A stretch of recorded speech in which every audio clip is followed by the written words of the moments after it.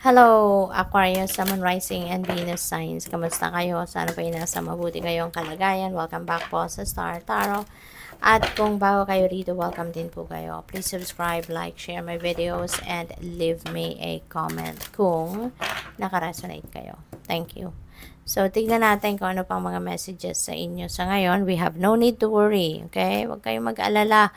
Kasi unang-una wala namang magandang naidudulot, no, yung pag-worry, 'di ba? Mas lalo lang kayong nag-a-attract na mas marami pang problema kapag kayo ay nag-worry, hindi ba? Kaya wag na kayong mag-worry. Don't spend your time and effort and energy worrying about something. Okay? Ito, wala kang dapat na ipag-alala. Yun ang panawagan sa inyo mga angels ninyo kasi all is being taken care of. So, just surrender everything. Okay? Ialay mo ng lahat yan sa Panginoon. Ialay mo lahat yan sa divine universe. Alright? And you don't need to worry. So, just work on kung ano man ang pinagsisikapan ninyo. Just continue to work on that. No? At wag mo nang alalahanin pa. Okay? Focus ka lang sa ginagawa mo. Okay? Wag nang mag-overthink, wag mag-overanalyze kasi it will just complicate kung ano man ang sana'y gusto mong makuha or kung ano man ang pinagsisikapan mo, 'di ba? Ask your angels. Ayan, kung meron kayong gustong malinawan sa sarili ninyo, baka meron kayong desisyon na gusto ninyong gawin and you don't know what you're going to do. You don't know which direction you are heading. Ask your angels, okay? Alalahanin ninyo, yung mga angels ninyo lagi lang yan dyan sa katabi nyo. Naghihintay lang yan na tawagin mo, naghihintay lang yan na tanungin mo, naghihintay lang yan na hingian mo ng tulong. So, kausapin mo, ask your angels. And for sure, you will be guided, no? You will be guided. You will be sent signs, symbols, synchronicities, omens, intuitive messages, no? Para sagutin kung ano man ang inyong mga katanungan. Para gabayan ka, alright? Kung anong kailangan mo. We have opportunity. Aquarius, napakaswerte ninyo. There are opportunities coming your way na related sa pera. Ayan, parang umuulan ng gold coins, diba? So, parang uulan din ng pera sa inyo. This could be a financial opportunity na dadating. Baka merong mga trabaho, negosyo, career, investments, no? Mga bagong money path, income stream na po pwedeng dadating dito na siyang talagang magsha-shower sa inyo, yun na maghahatid sa inyo ng abundance and prosperity. Kaya, ito yung ano ninyo, dito kayo mag-focus, no? Tanggalin mo na yung pag-worry na yan kasi yung worrying is a negative energy and that can sabotage positive energy katulad ng opportunity na ito.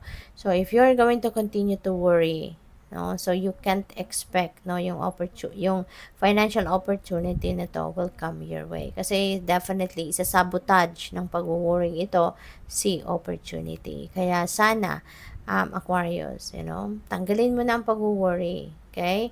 I-offer mo na lang lahat yan ng mga worries mo sa Panginoon, alright? Offer that to your angels, offer that to the rest of your spirit team, and focus on what is positive, what is kung anong mabuti, kung anong maganda. Doon ka mag-focus para lahat ng magagandang bagay, experiences, situations, ito yung blessing na to will come your way. Okay? At hindi mo yan masabotage. Alright? So, tignan natin kung ano pa ang mga mensahe para sa'yo.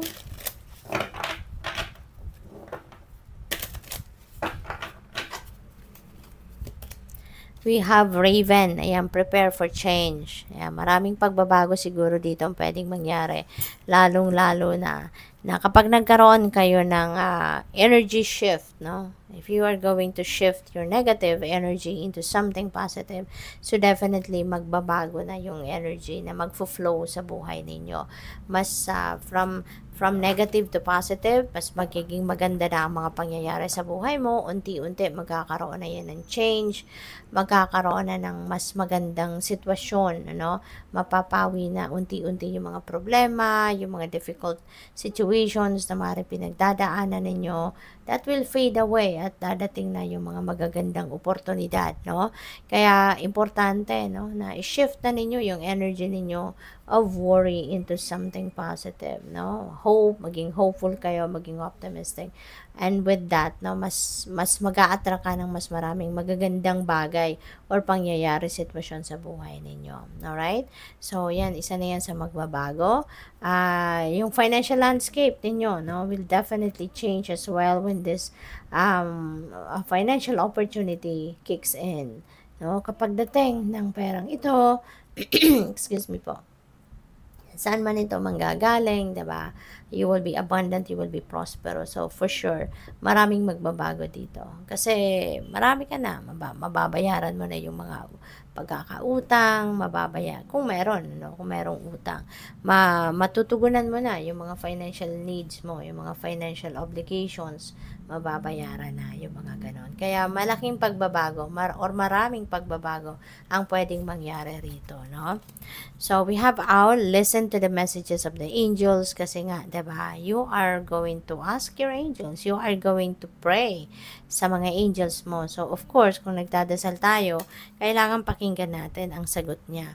Kasi kung dasal tayo ng dasal, tapos hindi naman natin pinapakinggan, no, yung mga sagot nila, sagot ng universe, sagot ng mga angels natin, ng mga spirit guides natin, edi baliwala natin.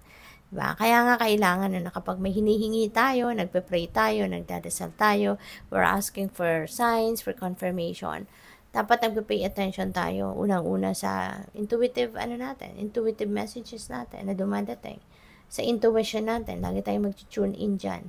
Kasi dyan dumadaan, no, yung guidance ng universe. Dyan dumadaan yung sagot sa atin ng universe, no. So we have Panda, stay balanced and in your essence. Ayan. Kasi nga, napakahalaga na lagi tayo nasa balance lang. Lagi tayong na-maintain natin yung balance and equilibrium sa buhay natin. Kasi kapag may imbalance, no, dyan nangyayari, dyan nagsisimula yung problema.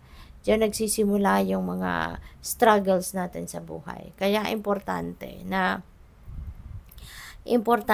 nasa balanse tayo lagi. No, nabibigyan natin ng oras, panahon, atensyon ang lahat ng areas ng buhay natin. Kasi kapag may na-neglect tayo, may na-overlook tayo, ayan na, magsisimula na ang problema. Okay? So, good luck sa'yo. Thank you for watching. Love and light. Namaste.